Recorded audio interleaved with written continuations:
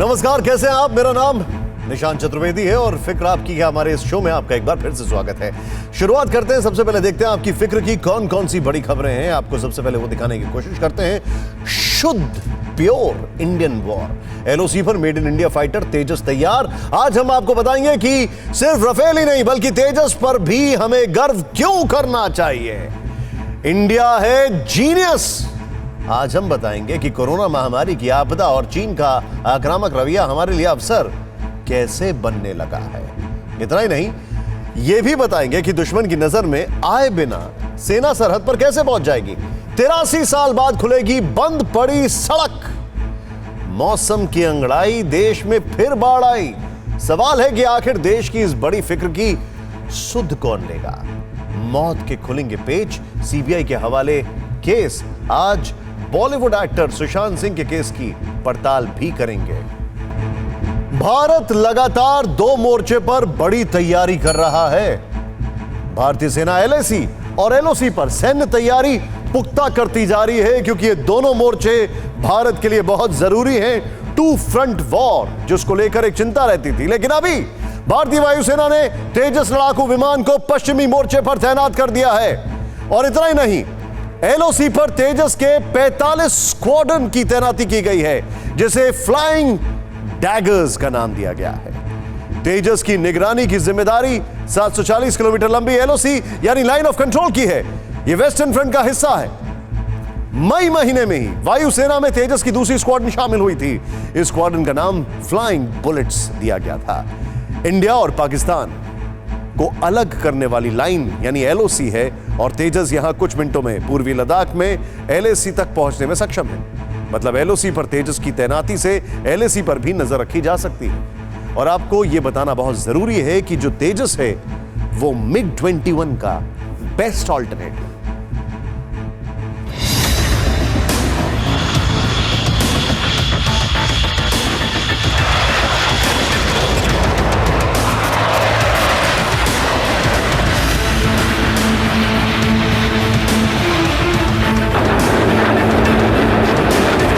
ये तैयारी है 2 फ्रंट वॉर से निपटने की। ये तैयारी है भारतवर्ष के दोनों दुश्मन चीन पाकिस्तान को सबक सिखाने की। पहले अंबर का सिकंदर राफेल गरजा तो चालबाज चीन के पांव कांपने लगे। एलएसी पर सुखोई ने उड़ान भरी तो ड्रैगन का हौसला डगमगाया। और अब पाकिस्तान की हेकड़ी गुम करने के लिए तैयार है भारत का एक और पवन पुत्र, 100% स्वदेशी फाइटर तेजस। भारतीय वायुसेना ने हल्के लड़ाकू विमान तेजस को पाकिस्तान सीमा से लगे वेस्टर्न फ्रंट पर तैनात किया है, जो चीन के सदाबहार चाटुकार पाकिस्तान पर कड़ी नजर रखेगा।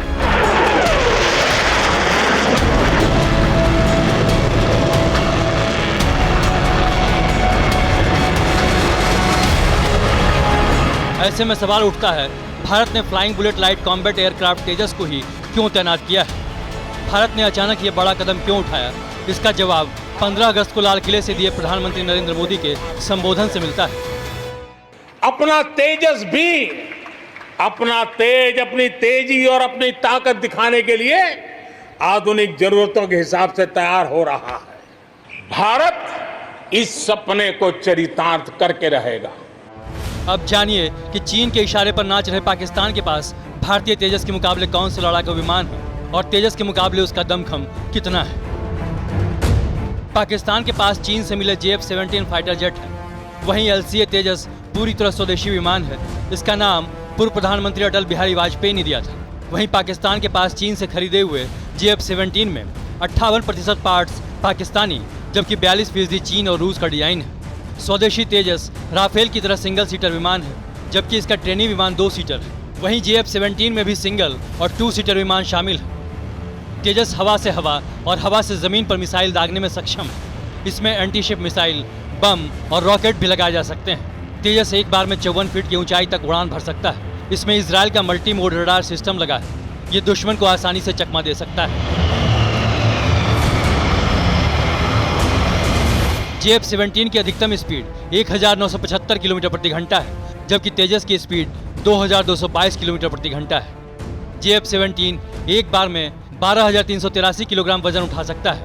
वहीं तेजस 13,500 किलोग्राम वजन ले जा सकता है। तेजस JF-17 फाइटर से हल्का और आकार में भी छोटा है। इससे क्लोज कॉम्बैट में भी मदद मिलती है। तेजस में 6 तरह की हवा से हवा में मार करने वाली मिसाइलें तैनात की जा सकती हैं।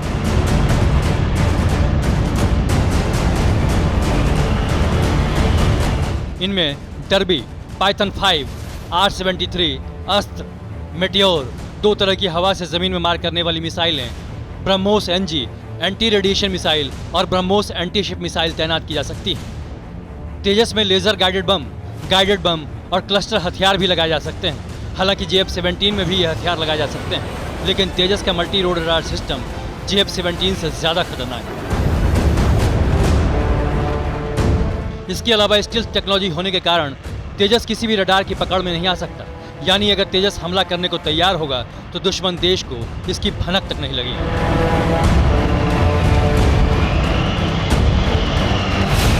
और अब पाकिस्तान सीमा के नज़दीक वेस्टर्न फ्रंट पर तेजस की तैनाती बता रही है कि धीरे धीरे ही सही भारतीय लड़ाकू विमान भी वर्ल्ड क्लास तैयार हो रहे हैं, जो दुश्मनों को दहलाने का मादा रखते हैं।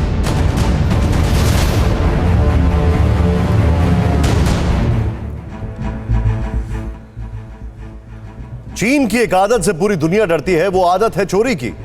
वो हर देश से तकनीक चुराकर उसकी कॉपी कर लेता है। और इंटेलिजेंस सूत्रों से खबर मिली है कि वो भारत के सैनिकों की बॉडी आर्मर कॉपी कर रहा है। इंटेलिजेंस एजेंसियों के मुताबिक PLA 6th जनरेशन का बॉडी आर्मर डेवलप कर रही है। इन्हें खासतौर पर तिब्बत मिलिट्री डिस्ट्रिक्ट TMD में तैनात सैनिकों को दिया जाएगा।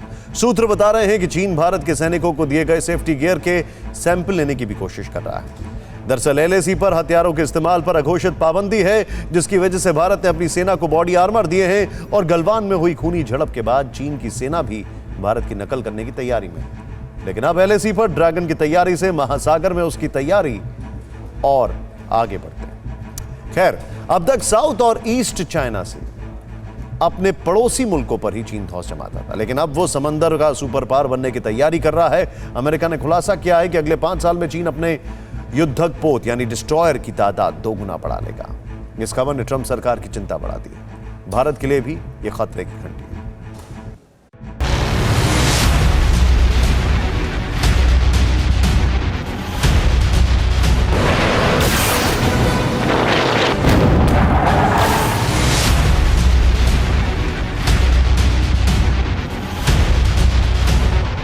द डिप्लोमैट में छपी इस खबर ने चीन के जंगी इरादों की पोल खोल दी है। दुनिया के डेप्यूटी सुपर पावर और चीन के राष्ट्रपति शी जिनपिंग के सुपर पावर बनने के इरादों की तस्दीक कर दी है। प्लान सुपर पावर अमेरिका को पटखनी देने का, प्लान हिंद महासागर में हाहाकार मचाने का।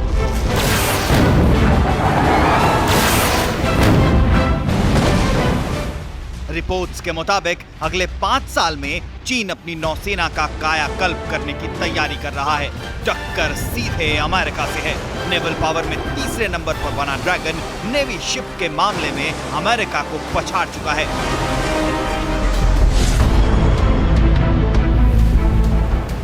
अमेरिका के पास जहां 297 नेवी शिप मौजूद हैं, चीन कहीं आगे निकलकर 360 का आंकड़ा छू चुका है। अब ड्रैगन विनाशकारी युद्धक पोत यानी डिस्ट्रॉयर का बेड़ा बढ़ा रहा है। 5 साल में डिस्ट्रॉयर की तादाद 2 गुनी करने का टारगेट सेट हो चुका है। इस वक्त चीनी नौसेना के बेड़े में 20 डिस्ट्रॉयर मौजूद हैं। 2025 तक इसकी संख्या 39 तक पहुंच सकती है।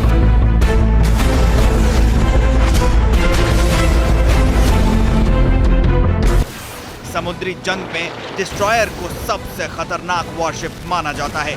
ये देखने में छोटा जरूर होता है, लेकिन बेहद तेज रफ्तार से दुश्मन पर धावा बोलता है। समंदर में एयरक्राफ्ट कैरियर और दूसरे जहाजी बेड़ों की रक्षा करता है। पनडुब्बियों और एयरक्राफ्ट को दुश्मन के हमले से बचाता है। समुद्री रण क्षेत्र में चीते की तेजी से आगे बढ़कर दुश्मन के ठिकानों को तबाह करता है।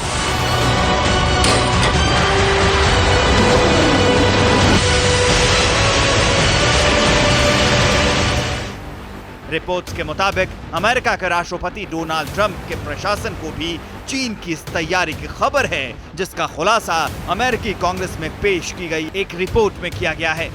रिपोर्ट में बताया गया है कि चीन की सामरिक तैयारी से अमेरिकी नेवी की ताकत पर क्या असर होने वाला है। चाइना अपने डिस्ट्रॉयर्स को डबल कर देगा, अपनी वॉरशिप्स को भी डबल कर देगा। ये पूरी प्लानिंग चाइना ने 2010 में शुरू कर दी थी। यूएस नेवी का मुकाबला बेहतर तरीके से कर पाएगा। मई 2020 में अमेरिकी रिपोर्ट्स के मुताबिक चीन के जंगी बेड़े में मौजूद 20 लड़ाकू युद्धपोत एजिस टाइप हैं, यानी advanced electronic guidance and instrumental system से लैस हैं। इनमें से एक लड़ाकू युद्धपोत 055 टाइप डिस्ट्रॉयर पर अमेरिका की पैनी नजर है, क्योंकि खुफिया मिसाइलों से लैस ये युद्धपोत सबसे विनाशक माना जाता है। समंदर में एक साथ कई मिशन को अंजाम देने का मादा रखता है। अत्याधुनिक सेंसर और हथियारों से लैस ये युद्धपोत डिफेंस के साथ एंटी सबमरीन अटैक को भी अंजाम देता है। अमेरिका में इसे क्रूजर कहा जाता है। चीन के पास इसके अलावा 6 type 052C, 13 type 052D destroyer भी मौजूद हैं। अमेरिकी कांग्रेस को सौंपी गई रिपोर्ट ने अमेरिकी रक्षा मंत्रालय को सतर्क कर दिया है। रिपोर्ट्स के मुताबिक चीन 2025 तक 3 से 4 एयरक्राफ्ट कैरियर भी तैयार कर सकता है। दूसरे विमान वाहक शेंडोंग को सफलतापूर्वक लॉन्च करने के बाद चीन ने नए और अधिक क्षमता वाले तीसरे विमान वाहक के निर्माण का काम शुरू कर दिया है। रिपोर्ट में यह भी दावा किया गया है कि 2025 तक चीनी नौसेना के पास 400 जहाज होंगे। जाहिर है, समंदर में चीन की सामरिक ताकत बढ़ेगी तो खतरा भारत पर भी होगा। साउथ चाइना सी को डोमिनेट करने के बाद चाइना का इंटेंशन है कि वो इंडियन ओशन को डोमिनेट करे और उसके पास एक ऐसी नेवी होगी। और हमको इसलिए अभी से अपनी नेवी को मजबूत करने की जरूरत है। दक्षिणी और पूर्वी चीन सागर में ताइवान और फिलीपींस से लेकर अपने पुराने दुश्मन जापान तक को ललकारने वाले ड्रैगन की नजर अब हिंद महासागर पर है। अब तक हिंद महासागर से चीन का वास्ता सिर्फ कारोबार तक सीमित रहा है। अब विस्तारवादी ड्रैगन यहाँ अपना साम्राज्य बनाना चाहता है। श्रीलंका से लेकर म्यांमार, अफ्रीका, पाकिस्तान और ईरान तक अपने नेवल बेस बनाकर हिंद महासागर में अपना दबदबा बढ़ाना चाहता है। इसलिए अमेरिका, ऑस्ट्रेलिया और जापान से हाथ मिलाकर भारत ने भी समंदर में ड्रैगन को पछाड़ने की तैयारी कर ली है।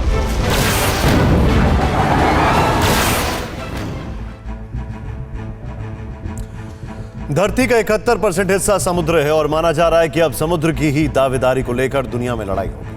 चीन तो पहले से ही समुद्र पर अपनी दादागिरी दिखाता रहा है, जिसको रोकने के लिए कई देश सामने आ रहे हैं। लेकिन अब भारत भी इसमें पीछे नहीं है। भारत ने भी अपने समुद्र में अपनी सामरिक स्थिति मजबूत करने की तैयारी कर रहे हैं। पूरी जानकारी लेते हैं हमारे सहयोगी सुमित चौधरी से।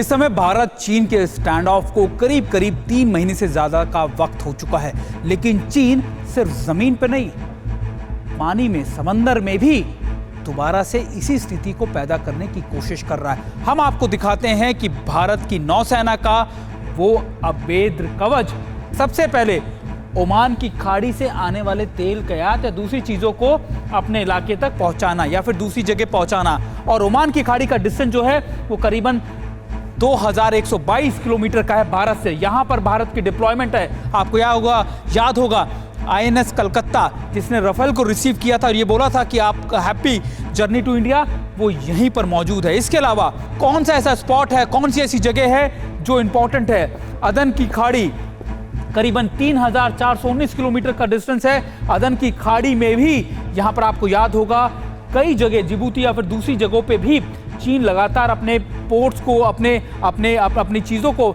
बनाता रहा है और यहां पर भी अपने पैर पसार रहा है। चीन का मकसद है कि भारत को अगर कभी घेरना हो तो ना सिर्फ यहां से घेरा जा सके, लेकिन भारत की डिप्लॉयमेंट यहां पर भी है। अगली जगह यानी साउथ डेप्थ ऑफ अंडमान जो है सबसे करीब है।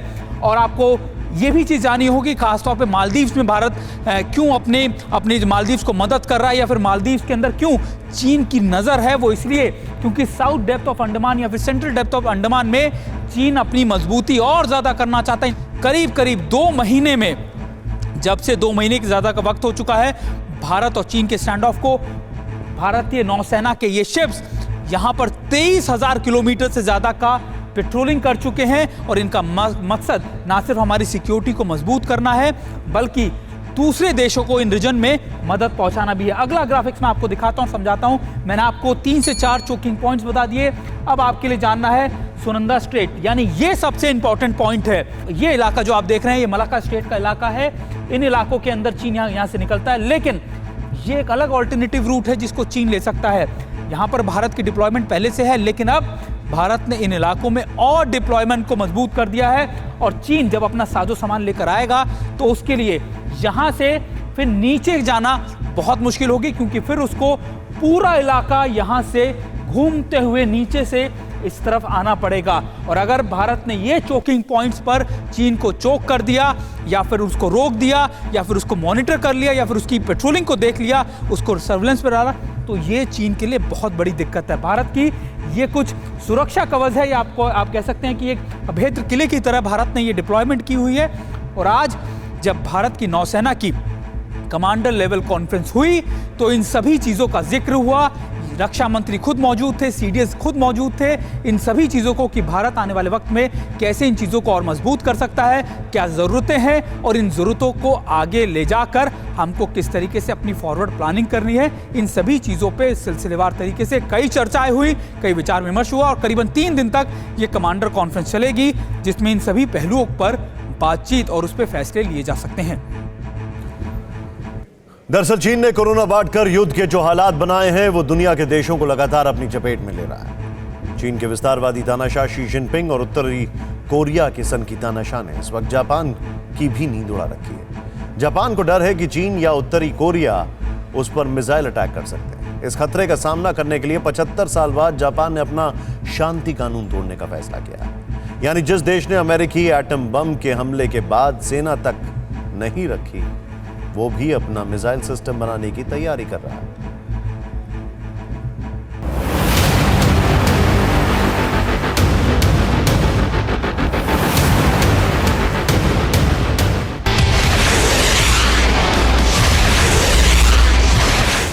चीन की दादागिरी और उत्तर कोरिया की सनक से समंदर में नए समर के संकेत दिखने लगे और यही वजह है कि जिस जापान ने सालों पहले जंग न लड़ने की नीति बनाई थी, वो भी अब युद्ध की तैयारी करने लगा है।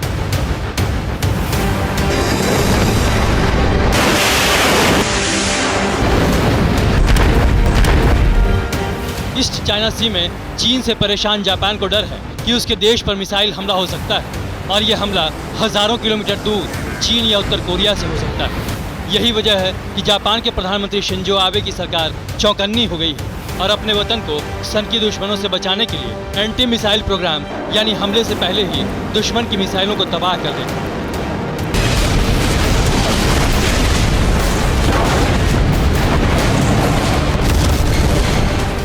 जापान के रक्षा मंत्री तारो कोनो से एक ताज़ा इंटरव्यू में पूछा गया था क्या उनका देश लंबी दूरी की मिसाइल तैयार करने जा रहा है।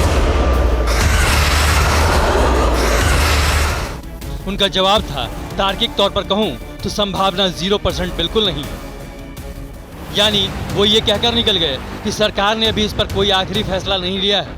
आपको बता दें कि पूर्वी चीन सागर में चीन की घुसपैठ से दोनों देशों में तनाव बढ़ गया है। जापान ने चीन को चेतावनी दी है कि उसके घुसपैठी नौकाओं को जवाब देने के लिए उसकी सेना तैयार है।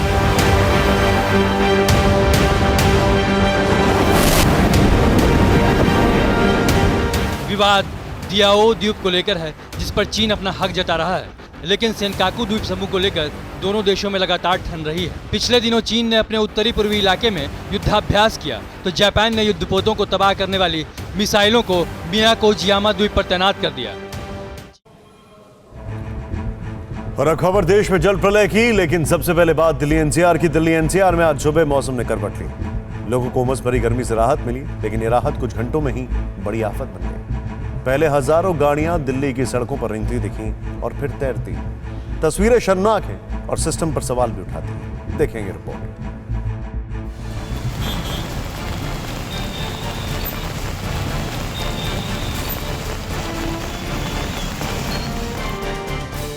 सड़क पर डूबी कार, तैरने लगी गाड़ियां।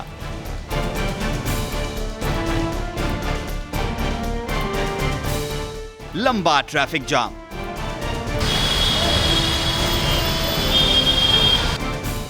गाड़ियों पर गिरी दीवार,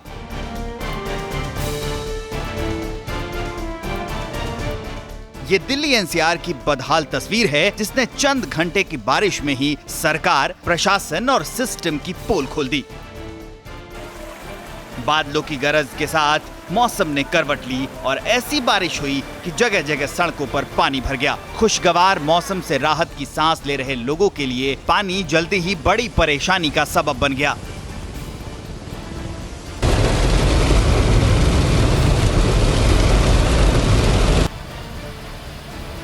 गुरुग्राम से आई इन तस्वीरों को जिसने भी देखा हैरान रह गया। जिस शहर को देश का साइबर सिटी कहा जाता है, वहां सड़कों पर बारिश से सैलाब आ गया और कारें बोट बन गई। गुरुग्राम गोल्फ कोर्स अंडरपास में कार डूबने लगी तो ड्राइवर ने गाड़ी छोड़कर अपनी जान बचाई। दफ्तर जाने के लिए घरों से निकले लोग दिल्ली गुरुग्राम एक्सप्रेसवे पर इस कदर फंसे कि सुबह से शाम हो गई। जहां तक कैमरे की नजर गई, गाड़ियां ही गाड़ियां रेंगती नजर आई। एक्सप्रेसवे पर 6 किलोमीटर तक लंबा जाम लग गया। गुरुग्राम का कोना कोना पानी में समा गया। जहां भी कार फंसी, लोगों ने निकलने की कोशिश की। कई इलाकों में कार में बैठे लोगों को तैरकर बाहर आना पड़ा। इन तस्वीरों ने साल 2016 में आए महाजाम की याद दिला दी। पिछले 4 सालों में कुछ भी नहीं बदला। प्रशासन के सारे दावे बारिश में बह गए।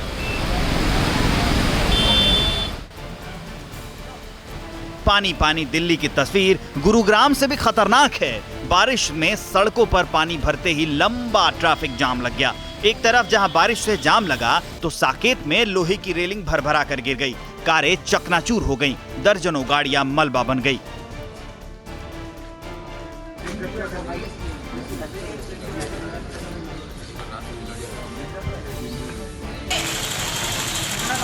यही हाल पूरी दिल्ली में दिखा। दिल्ली में लगातार हो रही बारिश में अंडरपास ने किड स्विमिंग पूल की शक्ल ले ली और वहां तैरते, जंप करते, स्विमिंग करते बच्चे की खुशियां सोशल मीडिया पर वायरल हो गई। यकीनन ये शर्मनाक है। राजधानी के करीब करीब सभी अंडरपास में पानी भरा है। कहीं जेसीबी मशीनें फंस गईं तो कहीं बस।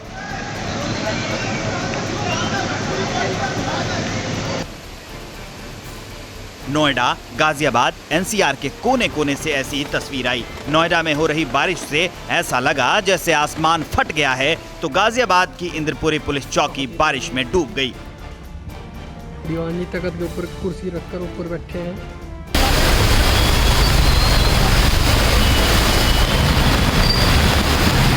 आप इसे कुदरत का ट्रेलर भी कह सकते हैं, क्योंकि मौसम विभाग ने अगले 4-5 दिनों तक भारी बारिश की आशंका जताई है। वैसे बदलता मौसम लगातार इशारा कर रहा है कि धरती के पर्यावरण में बदलाव हो रहे हैं। कोरोना काल में पृथ्वी की जलवायु भी बदली है। ऐसे में बदला मौसम कयामत या प्रलय नहीं, सरकारी तैयारी और पुख्ता करने का संदेश है, वरना तस्वीरें अगले साल भी ऐसी ही दिखेंगी।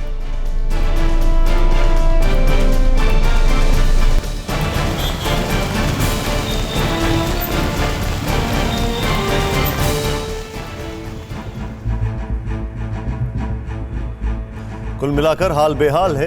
आपने दिल्ली एनसीआर का हाल देखा, लेकिन देश में भी तेज बारिश और बाढ़ से हर जगह लड़ाई चल रही है। बाढ़ और तेज बारिश से आधे हिंदुस्तान में हाहाकार है।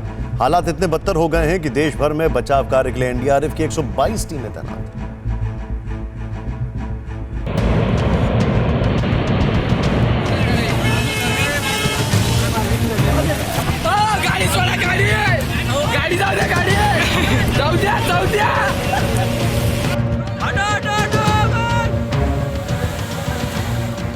हिंदुस्तान में हर तरफ जल तांडव है। शहरों से गांव तक समंदर का नजारा है। अगस्त में बाढ़ से हाहाकार ऐसा है कि कलेजा थम जाए। भारी बारिश का सितम ऐसा है कि सांसें रुक जाएं। आधा अगस्त का महीना खत्म हो गया है, लेकिन पूरे देश में भारी बारिश का दौर रुक नहीं रहा। बारिश और बाढ़ की वजह से पश्चिम महाराष्ट्र में हालात लगातार बिगड़ते जा रहे हैं। कोल्हापुर और सांगली सबसे अधिक प्रभावित हैं। अब तक कोल्हापुर और सांगली में बाढ़ में घिरे 4 लाख लोगों को सुरक्षित जगहों पर पहुंचाया गया है। आपदा प्रबंधन और एनडीआरएफ की टीम लगातार राहत और बचाव कार्य में जुटी हुई है। इन इलाकों में हजारों परिवार अपना घर छोड़ने पर मजबूर हैं। पानी की रफ्तार उन पर कहर बनकर टूट पड़ी है। उल्ढाणा में आई तेज बारिश में तो बाइक सवार की जिंदगी ही मुश्किल में पड़ गई। देर तक पानी से लड़ते लड़ते आखिरकार उसे बाइक छोड़नी ही पड़ी और आसपास मौजूद लोगों ने उसकी जान बचने पर राहत की सांस ली। बाढ़ की चपेट में आने से महाराष्ट्र में अब तक करीब 29 से ज्यादा लोगों की मौत हो चुकी है। यही हाल उत्तर प्रदेश का है। उत्तर प्रदेश के बुलंदशहर में घर का एक हिस्सा ही गंगा नदी में बह गया।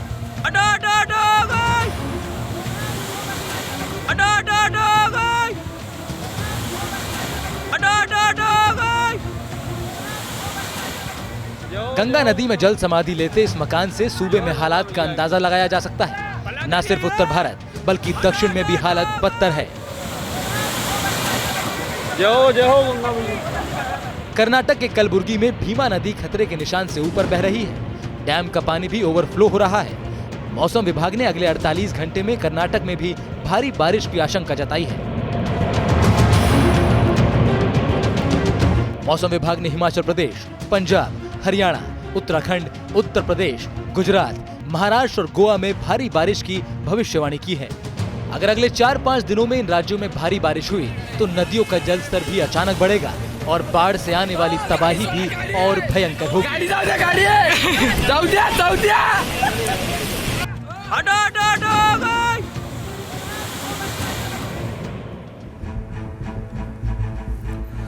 देश के 11 राज्य बाढ़ और बारिश से प्रभावित हैं, जबकि 868 लोगों की मौत हो चुकी है। हालांकि पड़ोसी चीन के हालात हिंदुस्तान से ज्यादा खराब हो चुके हैं। बाढ़ ने पिछले 2 महीने में चीन में ऐसी तबाही मचाई है कि नुकसान का सही अंदाजा लगाना मुश्किल हो गया। मीडिया रिपोर्ट्स की माने, जो कि बायस्ड होती है, चीन के 24 राज्य भारी बारिश और बाढ़ के कहर झेल रहे हैं। 80 साल में पहली बार ऐसी बारिश हुई है और करीब 5 करोड़ से अधिक लोग प्रभावित हो गए। गैर सरकारी आंकड़ों में मरने वालों की संख्या कई हजार है। और अब देखते हैं फिक्र हेडलाइंस। सुप्रीम कोर्ट ने सीबीआई को सौंपी सुशांत केस की जांच। परिजनों को बड़ी उम्मीद इंसाफ की। महाराष्ट्र के गृह मंत्री अनिल देशमुख बोले, जांच में करेंगे सहयोग। पुलिस कमिश्नर और डीजी ने की सीएम ठाकरे से मुलाकात। तबलीगी जमात फंडिंग केस में ईडी की देश भर में 20 ठिकानों पर रेड। अहम दस्तावेज के जब्त। जाकिर नगर के ठिकानों से नहीं मिला मौलाना साद। अनलॉक 3 में दिल्ली वालों को बड़ी राहत। होटल खोलने की मिली मंजूरी। ट्रायल बेसिस पर खुलेंगे साप्ताहिक बाजार। जिम खोलने की अभी नहीं मिली इजाजत। मोदी सरकार का बड़ा फैसला। अब सरकारी नौकरी के लिए नेशनल रिक्रूटमेंट एजेंसी लेगी कॉमन टेस्ट। पीएम का ट्वीट, करोड़ों युवाओं को होगा फायदा।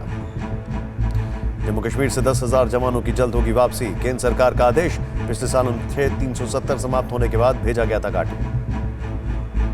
एलएसी पर चालबाज चीन को बड़ा झटका। भारत ने डिसएंगेजमेंट में टाइम पेनल्टी क्लॉज जोड़ा। कल भारत और चीन के बीच होगी WMCC की बैठक। हिंद महासागर में चीन से निपटने के लिए इंडियन नेवी कमांडर्स का आज से 3 दिन तक महामंथन। नेवी के टॉप ऑफिसर के साथ मिलकर तैयार होगा प्लान। पहले दिन रक्षा मंत्री राजनाथ सिंह और नौसेना प्रमुख भी रहे मौजूद। लद्दाख में भारतीय सेना के शौर्य से डरा चीन। अब एलएसी पर तैनात चीनी जवानों के लिए बॉडी आर्मर होंगे तैयार। भारतीय सेना के बॉडी आर्मर के डिजाइन की कर रहा है चोरी। इमरान खान पर बरसे मौलाना फजलुर रहमान। बोले, कश्मीर पर पाकिस्तान सरकार फेल। मुजफ्फराबाद और पीओके भी जाने वाला। सुशांत सिंह राजपूत की मौत के मामले की जांच का सस्पेंस खत्म हो गया। सुप्रीम कोर्ट ने कह दिया है कि मामले की जांच सीबीआई करेगी और अब सुशांत की मौत के 66 दिन बाद उनके परिवार को इंसाफ मिलने की उम्मीद और बढ़ गई।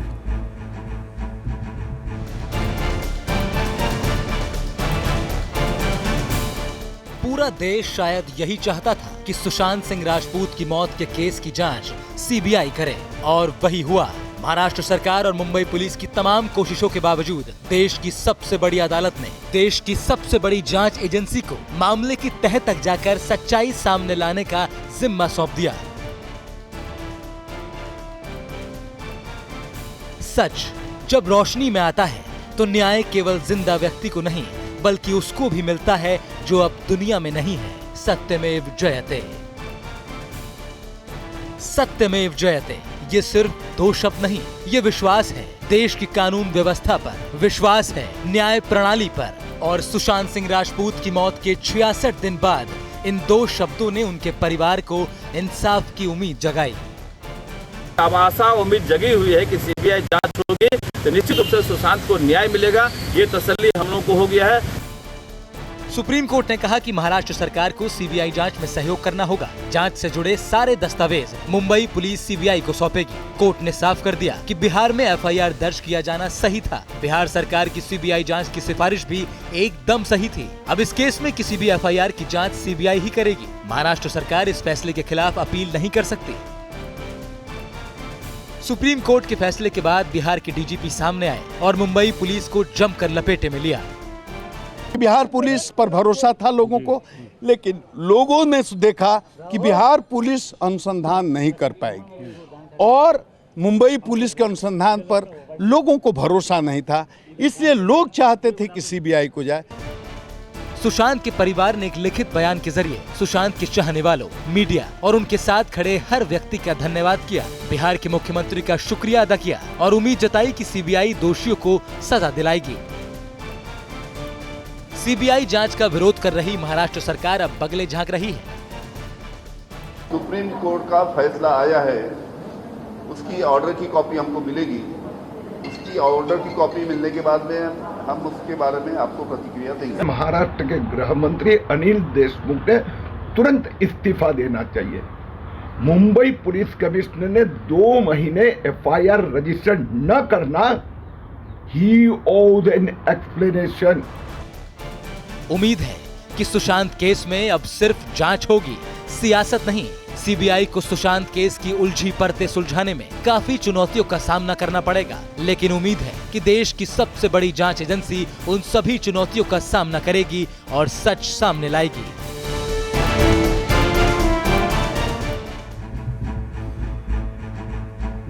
और अब देखते हैं पॉजिटिव खबर।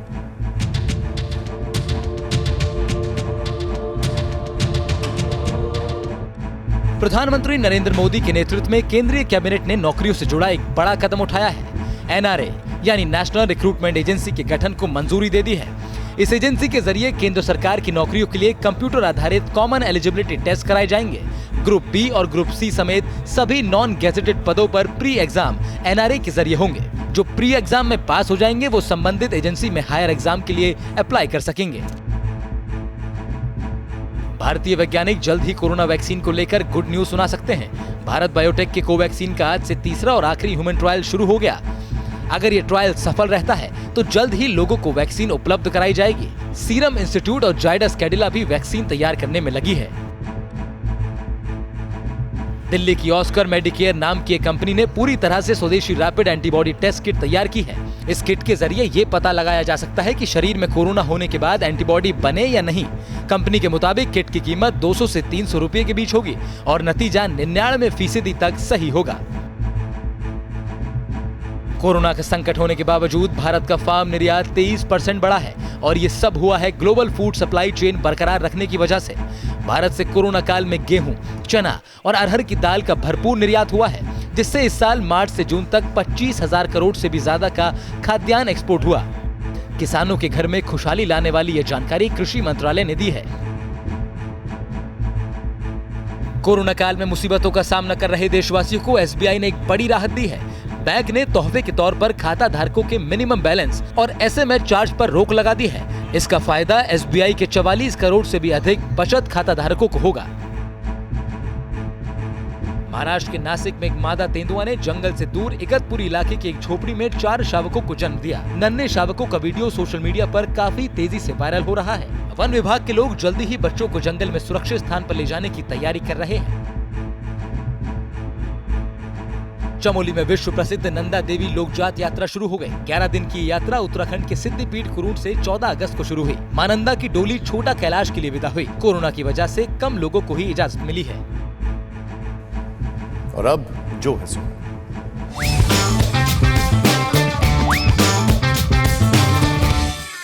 यार ये मास्क लगा लगा के नाक काली और चपटी होती जा रही है और कान खिंच खिंच कर लंबे, और ज्यादा दिनों तक ये सिलसिला चला तो कहीं ये सब अनुवांशिक ना हो जाए और आने वाली पीढ़ियों के नाक कान की बनावट पर असर ना डाल दे।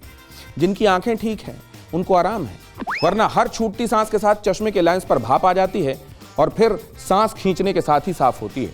हर आती जाती सांस के साथ चश्मे पर वाइपर चलने का एहसास होता है और हर सांस में कोरोना को लानत भेजी जाती है। उधर गजलों में नकाब के प्रयोग पर पहले के तसव्वुर में कोरोना के बाद आई तब्दीली डर है कहीं परमानेंट ना हो जाए।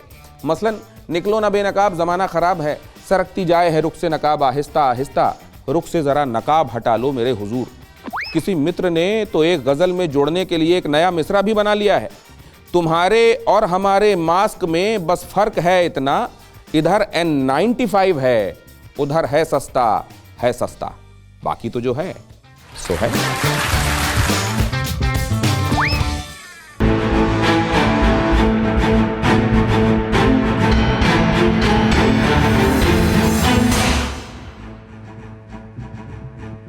अड़ी सोमवार से शुक्रवार शाम 6 बजे सिर्फ TV9 भारतवर्ष पर।